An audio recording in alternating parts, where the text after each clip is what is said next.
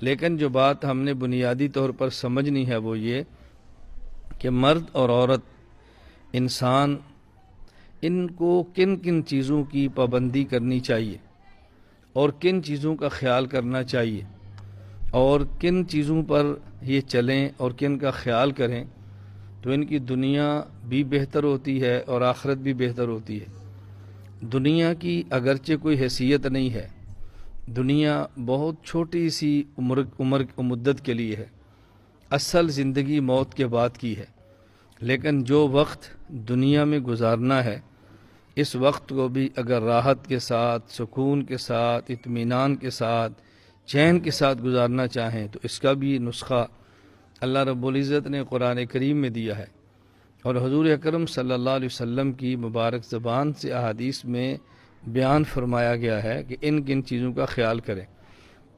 اگر دنیاوی زندگی راحت کے ساتھ گزارنا چاہیں تو قرآن کریم کا اعلان ہے کہ جو شخص نیک عمل کرے، وہ مرد ہو یا عورت ہو، نیک عمل کرے فَلَنُحْيِيَنَّهُ حَيَاتًا طَيِّبَةً، ہم اس کو پاکیزہ زندگی عطا کر دیتے ہیں۔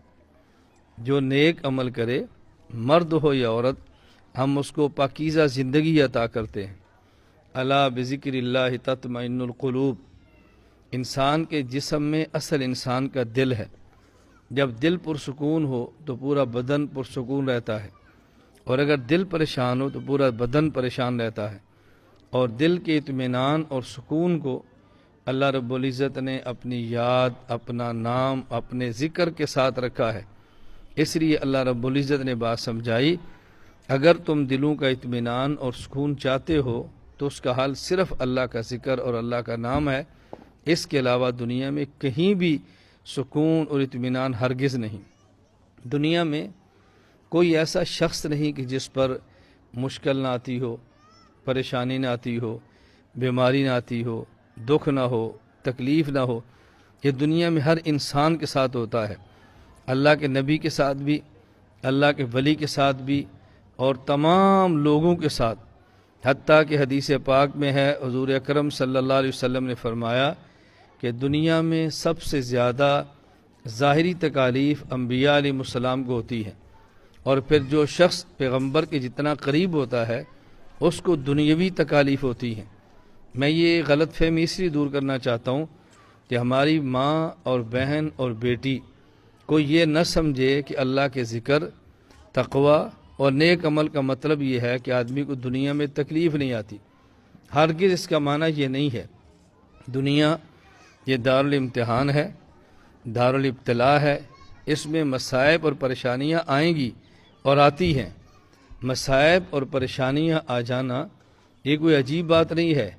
اگر بخار امتی کو ہے، پیغمبر کو بھی آیا ہے، اگر زخم امتی کو ہیں، نبی کو بھی آئے ہیں، اگر صدمے امتی کو ہیں تو نبی کو بھی آئے ہیں۔ آج سب چیزیں ہوتی ہیں، لیکن میں جو عرض کر رہا ہوں پاکیزہ زندگی اور پرسکون زندگی، اس کا تعلق انسان کی دل کی کیفیت کے ساتھ ہے۔ ایک شخص کے پاس جیب میں 1 روپیہ بھی نہیں ہوتا لیکن اس کا دل مطمئن ہوتا ہے، اور ایک کے پاس کروڑوں روپیہ ہوتا ہے لیکن دل پریشان ہوتا ہے۔ ایک شخص کی اولاد بالکل نہیں ہوتی اور اگر فوت ہو جاتی ہے وہ پھر بھی مطمئن ہوتا ہے، اور ایک شخص کے 10-12 بیٹے بیٹیاں ہوتے ہیں اس کو پھر بھی بے سکونی کی زندگی لگی ہوتی ہے۔ اصل سکون دل کا ہے۔ میں بات یہ سمجھانا چاہ رہا ہوں، ظاہری مصائب، تکالیف اور پریشانیوں کا آ جانا یہ الگ بات ہے، اور دل کا اطمینان یہ بالکل الگ بات ہے۔ ہمارے ایک بہت بڑے عالم اور بہت بڑے بزرگ گزرے ہیں، حضرت مولانا جلال الدین رومی رحمۃ اللہ علیہ۔ مولانا جلال الدین رومی رحمۃ اللہ علیہ کی ایک کتاب ہے مثنوی مولانا روم، جنہیں مثنوی شریف کہتے ہیں۔ 28,000 اشعار پر مشتمل یہ مولانا کی کتاب ہے اور فارسی میں ہے۔ مولانا کی معروف ترین کتاب یہ ہے کہ جس کی وجہ سے ان کو پوری دنیا میں شہرت ملی ہے۔ مولانا جلال الدین رومی رحمۃ اللہ علیہ اس میں ارشاد فرماتے ہیں، گر او خواہد عین غم شادی شود۔ مولانا نے عجیب بات فرمائی ہے، گر او خواہد عین غم شادی شود، کہ دنیا میں اور اللہ کی ذات میں کتنا بڑا فرق ہے کہ اللہ رب العزت جب کسی بندے کو خوشیاں دینا چاہتے ہیں گر او خواہت این غم شادی شود، اللہ غم کو خوشی بنا دیتے ہیں۔ دنیا میں جب لوگ کسی کو خوشی دیتے ہیں تو پہلے اسباب خوشی دیتے ہیں اور پھر خوشی ملتی ہے۔ اللہ جب خوشی دیتے ہیں تو بظاہر اسباب غم کے ہوتے ہیں، لیکن اللہ اسی غم کو خوشی کے اندر بدل دیتے ہیں۔ لوگ سمجھتے ہیں کہ بہت غمی ہے لیکن ہوتی خوشی ہے۔ ہمارے شیخ حضرت شاہ مولانا حکیم محمد اختر صاحب رحمۃ اللہ علیہ اس کی ایک مثال دیا کرتے تھے کہ جس طرح ایک شخص جو بریانی کا شوقین ہو، کوئی شخص شامی کباب شوق سے کھاتا ہو لیکن بریانی کھاتا ہو سخت تیز مسالے اور مرچ والی، وہ گرمی کے موسم میں اگر تیز مرچ والی بریانی کھائے تو اس کے چہرے پر پسینہ آتا ہے اور پسینہ اس کے چہرے سے بہہ رہا ہوتا ہے اور وہ اپنی زبان سے سینسی بھی کر رہا ہوتا ہے۔ دیکھنے والا بندہ سمجھتا ہے کہ یہ شخص کتنی پریشانی کے اندر مبتلا ہے، دیکھو کھانا کھاتا ہے سینسی بھی کرتا ہے، کھانا کھاتا ہے پسینہ بھی نکل رہا ہے، لیکن اس سے پوچھو تو بتائے گا کہ جو بریانی میں مزہ ہے وہ کسی اور میں نہیں ہے۔ اب بظاہر پریشانی ہے لیکن اس پریشانی کے اندر اس کو خوشی محسوس ہو رہی ہے، لوگ دکھ سمجھ رہے ہیں وہ اس کو سکھ سمجھ رہا ہے۔ حضرت فرماتے ہیں اسی طرح دیکھنے والے سمجھتے ہیں کہ یہ بندہ بہت پریشان ہے، اللہ اسی پریشانی کے اندر اس کو خوشیاں عطا فرماتے ہیں۔ گر او خواہد این غم شادی شود۔ آگے مولانا رومی رحمہ اللہ فرماتے ہیں کہ اللہ جب چاہتے ہیں تو اس کے غم کو خوشی بنا دیتے ہیں اور اللہ اس کی قید کو آزادی بنا دیتے ہیں۔ لوگ سمجھتے ہیں قید میں کتنا پریشان ہے، اللہ اس کو قید میں خوشیاں عطا فرماتے۔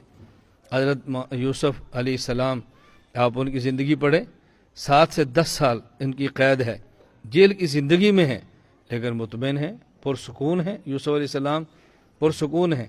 تو میں بات یہ عرض کر رہا تھا، ہماری مائیں اور بہنیں اور بیٹیاں ایک بات یہ سمجھیں کہ اللہ نے دنیا میں دل کا سکون، دل کا اطمینان، دل کی راحت وہ اللہ نے اپنے ذکر میں، اپنی یاد میں اور عمل اور تقوی اور نیک اعمال میں رکھی ہے۔ کوئی شخص یہ چاہے کہ میں گناہ بھی کروں اور سکون بھی ہو، اللہ کی قسم ایسا نہیں ہوگا۔ کوئی بندہ کہ میں اللہ کو ناراض بھی کروں مجھے دنیا میں خوشی ملے، خدا کی قسم ایسا نہیں ہوگا۔ اگر خوشی اور اطمینان چاہتے ہیں تو گناہ کو چھوڑنا پڑے گا۔